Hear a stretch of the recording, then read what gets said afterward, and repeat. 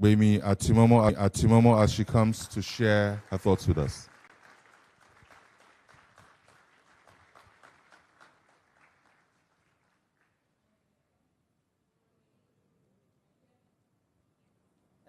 Is the mic working? Yes, it is. So I'm going to take OC's challenge. He has challenged those of us in HR. And I take it very personal of as many HR professionals are here. How many HR professionals are here? So we are here to redefine human resources. To start by putting forward a disclaimer. So what I'm going to share today is my personal story. I'm not sharing any blueprint for you to say you must follow it like this. I'm just sharing my personal story. If it makes sense to you, pick whatever makes sense to you and use it. It's my personal story. I'm going to attempt to compress a journey, I would say 25 years, into 20 minutes. I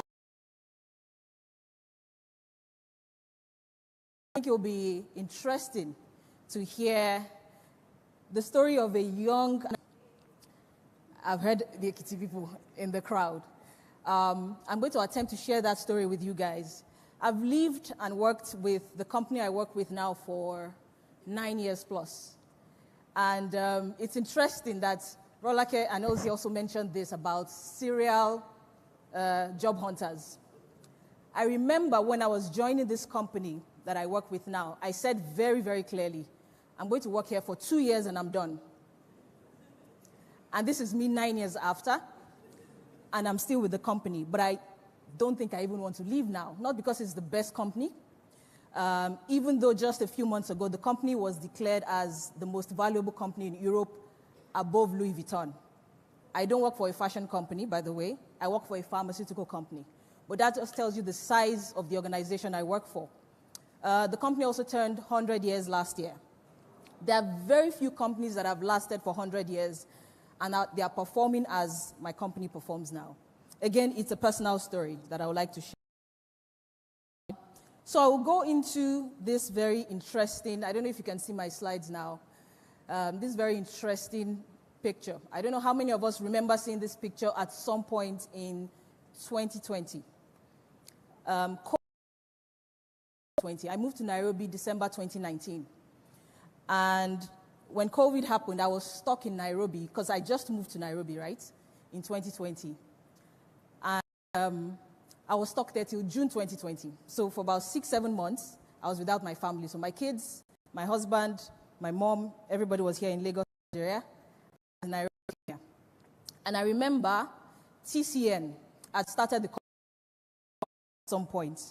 And just randomly, I decided, let me join one of the community groups. Now, I've never attended any TCN meetings. I used to listen to Pastor Koju a few times.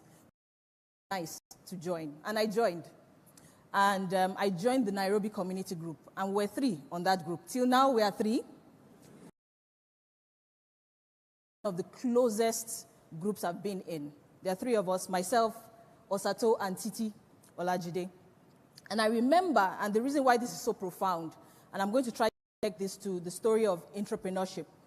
It's really nice to hear some of the reflections from Rolake and Ossie, but what I want to emphasize here is the power of relationships.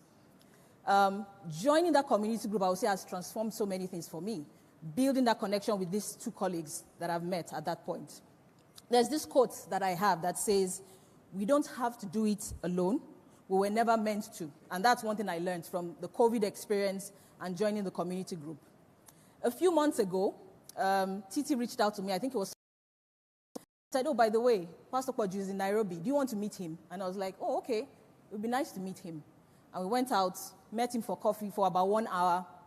And a few weeks later, I got an invitation to speak at the platform. The rest is history, they say. But just sharing the power of community, the power of relationships, an experience I had randomly from Instagram, joining the community group, and how that has transformed my life today. I'll share a bit more. Thank you. Now, the first thing I want to tell us is, again, I remember Rolake shattered a glass, in a sense, but it's sort of like breaking a table, right? Ossie also shook some tables. I also want to attempt to do that with my next slide.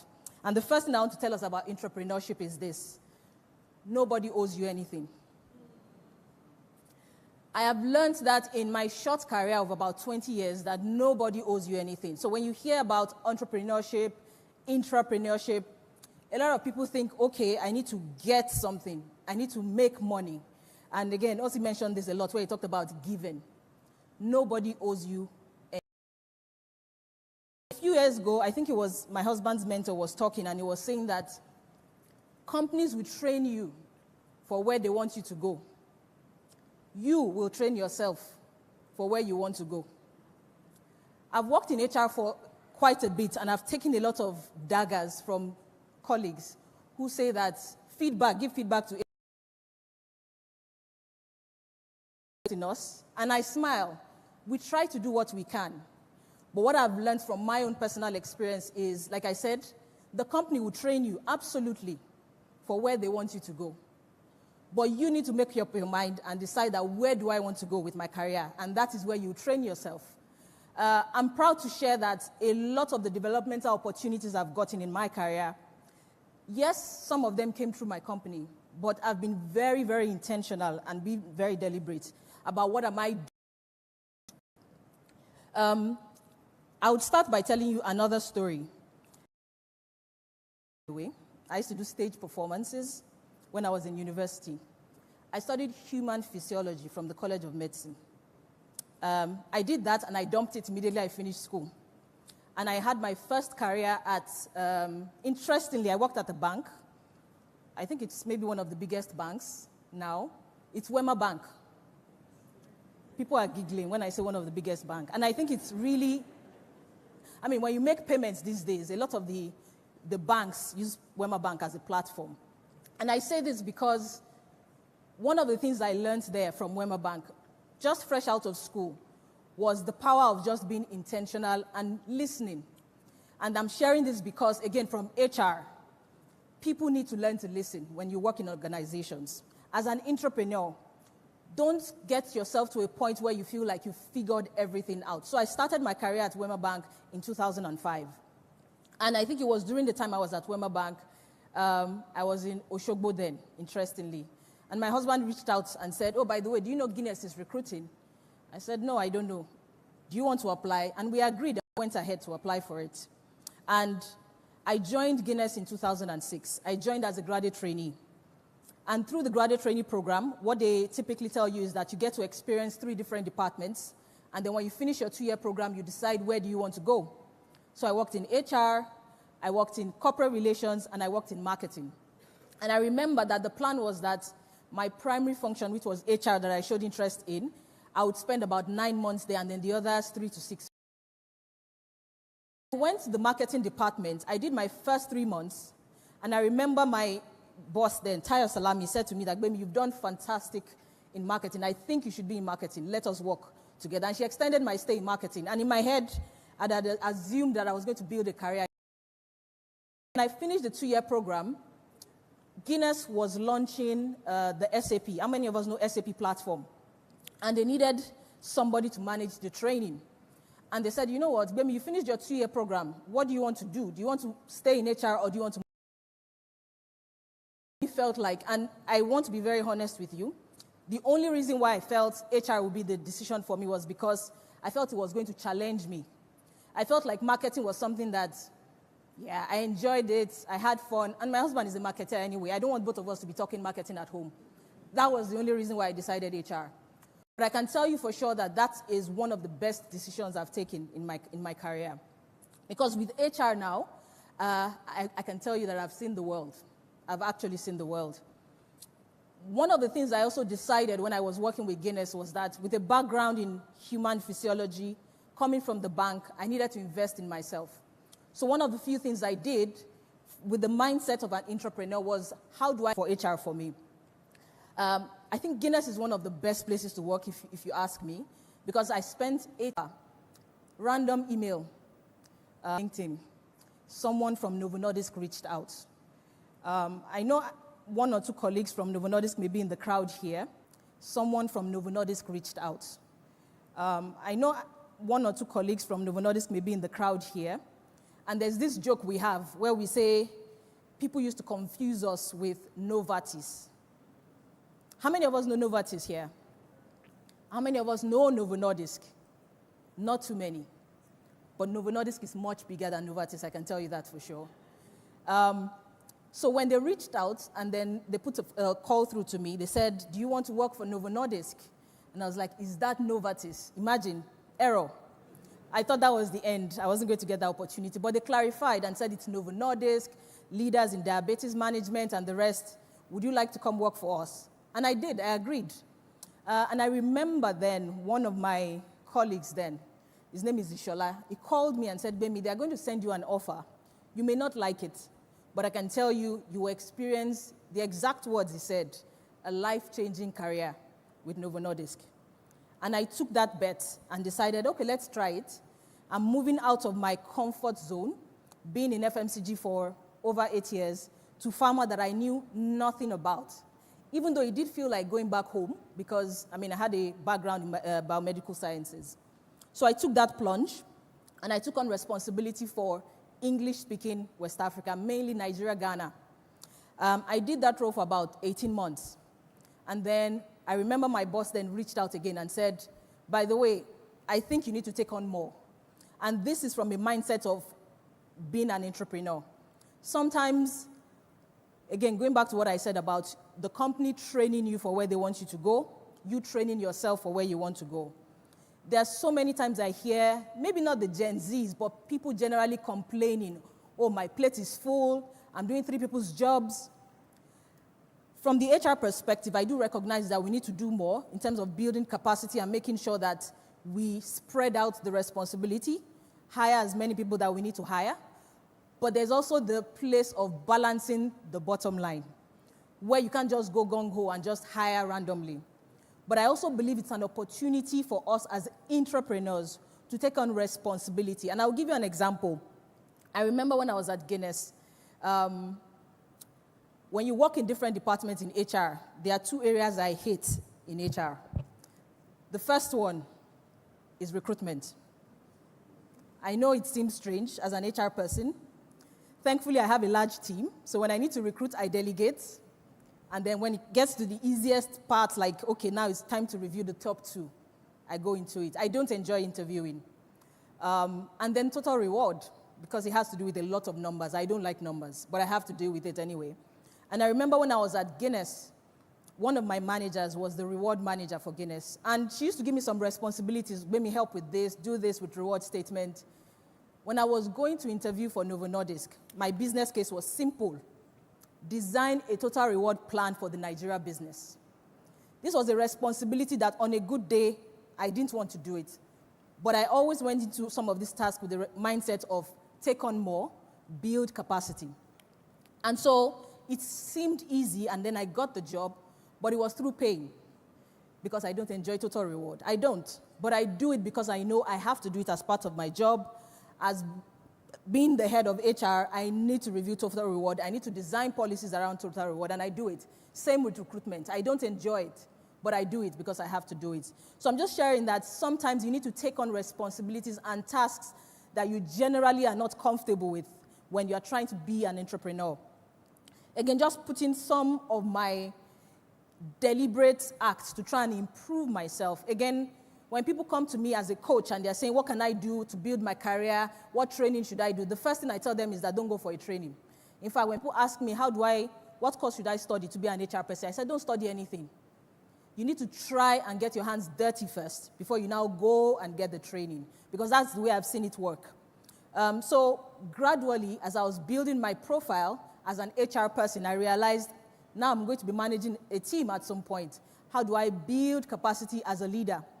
And even though I was trying to manage a team, I realized I needed to go for some formal training. And so I reached out to Cranfield University, registered for a program called Women as Leaders. And I went for the training. I came back, and I think it was a few months after I came back, my boss got another job. And then she called me one random day and said, by the way, have you applied for my job now that my job is vacant? And I was like, no, I've not applied for it. And she said, why? I said, I don't think I'm ready. She said, no, go ahead and apply. Again, cut the long story short, I got this role as head of P&O. in 2018. Now, if you remember when my profile was being read, it says I'm responsible for Middle Africa. So when you look at the map of Africa, take away North Africa, take away South Africa, the 49 markets in the middle, the 49 countries in the middle is what I'm responsible for. That's also why I have more gray hairs these days. Because, so the countries that you typically see in the news on CNN, the Sudans, of course, Nigeria, and a few other countries, those are the countries that I manage. And I remember that the office for Middle Africa then was based out of Dubai. And my first project as head of P&O was to move the office from Dubai to Nairobi, Kenya.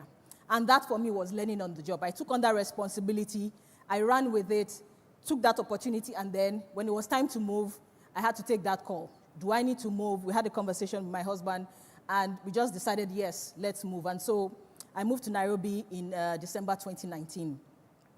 The third part of the story that I would just like to share here is, remember that I took on responsibilities for Middle Africa in 2018.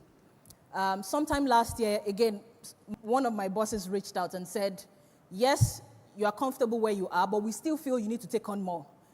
And it's interesting when people come to you and feel like, when you feel like you've maxed out, and people just come back and say, you need to take on more. Sometimes I ask myself, is it that I'm not working? Or do people think I'm idling away? But I've also realized, especially for people with the intrapreneur mindset, people always know. They always know when this person can take on more. They know when this person can take on more responsibility, and so they bring those responsibilities. So currently, yes, I head Middle Africa, but at the same time, I'm also driving leadership programs in an area called Middle East, Africa, and the Commonwealth of Independent States. So Commonwealth of Independent States would be the former Soviet states like Uzbekistan, Turkmenistan, countries that you've never heard of. I get the opportunity to work with them, but I do think it's a big privilege that I get that responsibility. In addition, with the mindset of an entrepreneur, I started as head of P&O. There was an opportunity to drive sustainability programs in the organization. I took on that responsibility sometime in, I think it was 2020. 2 years after, in 2022, they created a department called Communications. Thankfully, I'd already started to drive internal communications from my own place as HR. And so when they created the department, they said, who else would do communication? So that's how I got to become the head of P&O and communications.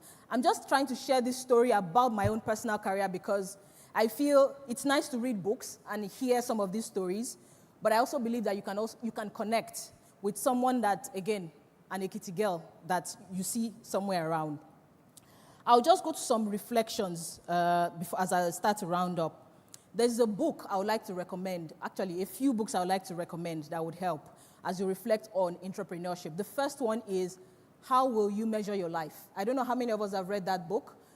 That book is a transformational book. And there was something it says in that book. It says you can talk all you want about having a strategy for your life, understanding motivation and balancing aspirations with unanticipated opportunities. But ultimately, this means nothing if you do not align those with where you actually spend your time. How do you spend your time? People say time is the ultimate currency. I've revised that to say your energy is the ultimate currency because you can have the time and supposedly use it, but what type of energy do you invest in some of the activities that you engage in when you are working for the companies you work with? The other thing I would like to encourage us to think about, especially as a coach, is the power of, remember I talked about community and relationships, the importance of coaches and mentors in the lives of you as an entrepreneur. I'll just share briefly about some of the coaches I've worked with. The first person I'll talk about, her name is Ngozi Adebiyi. She actually was my first manager at Guinness. And currently she's one of the coaches I work with, herself and Malini. And there was a day they asked me a question when I was having a coaching session. And I remember very clearly, Malini particularly asked me a question like, GBEMI, you are the head of P&O. What is holding you back? And that question hit me because, I'd been head of P&O for almost 3 years. But she was just asking me some reflective questions, like what is holding you back? Like, put your foot down, make the decisions you need to make, and those reflections that has transformed my life critically. The other person I would like to talk about his name is Ken, one of my managers that I've worked with in my organization. And in 2012, 2021, he had nominated me for a program. It was also a coaching program with some Harvard professors. Both of them are called, one of them is Anne Morris, the other one is Francis Frey. I also remember during one of the coaching sessions, one of them said to me that the way you describe yourself, you are not necessarily just an HR person. It's almost like a GM or a chief operations officer role, because I tend to take on so much. And I tell you that those are some of the reflections of having that mindset of being an entrepreneur. It is approach your responsibility and your role from that perspective of, rather than saying, don't give me more, it's 5 o'clock, I need to close. Yes, we need to recognize work-life balance. Again, back to the Gen Zs. I don't believe in, COVID transformed our lives and said, yes, we can work from home, flexi work and all of that.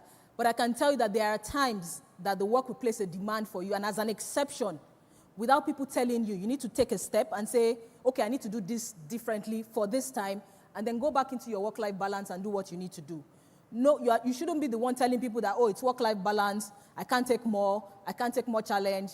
I can tell you genuinely, the organization will find the people that can take more, give them the responsibility, give them the opportunity, and they will take it. Again, on behalf of the organization, I do believe that organizations need to take work-life balance seriously and respect people's personal time. But I'm also saying, as entrepreneurs, we need to be reflective and take on responsibilities, making sure that we explain and clarify them very clearly. Some more reflections I would like to share is that lead through sustainable leadership. In one of my master's theses, I remember writing about sustainable leadership and how it's important that for us as leaders, we need to reflect and think about what it means to lead sustainably. Now, don't think about leadership from the perspective of, I manage a team. Don't think about it from that perspective.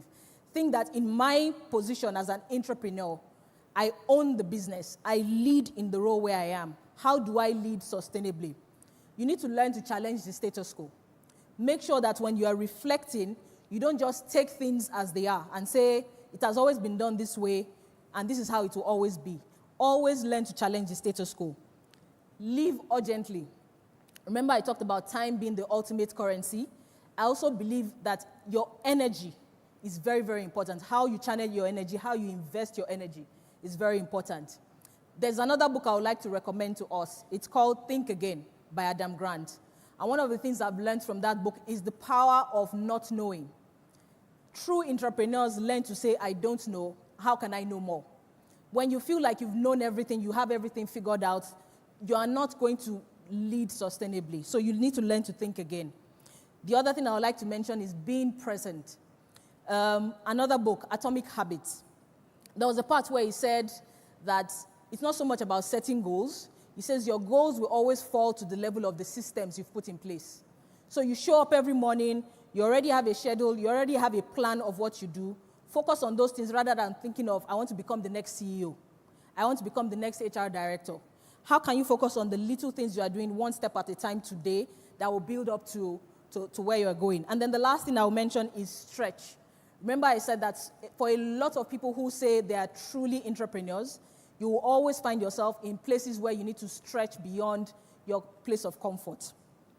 There's a question I would like to ask, and it says that if you were not toning it down, how would you come across to people around you? If you've ever heard from people saying that, what is your own? Exactly what Ossie was saying, that why did you carry this thing on your head? Like, is it your father's business? Tell them that, yes, it is my father's business. Because remember I talked about the organization I worked for, about succeeding 100 years over. There are very, very few companies. And I think it's the power of the kind of people that work in those organizations. As I begin to round up, let me just take it to the last point. I'll skip this one. Remember what I said about no one owes you. It's very important that we learn that. Organizations will train you for where they want you to go. You will train yourself for where you want to go. Remember that you have to own your career. You have to own your role, and you have to understand that this is where I am and this is where I'm going. The organization says this is where you need to go.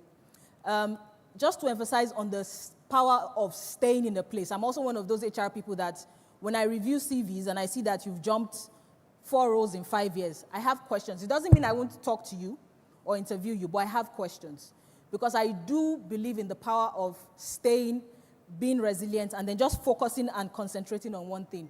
So as a roundup, remember that as entrepreneurs, we are leaders. Don't wait until you lead a team on your own. Remember that actually, no one owes you anything. Thank you.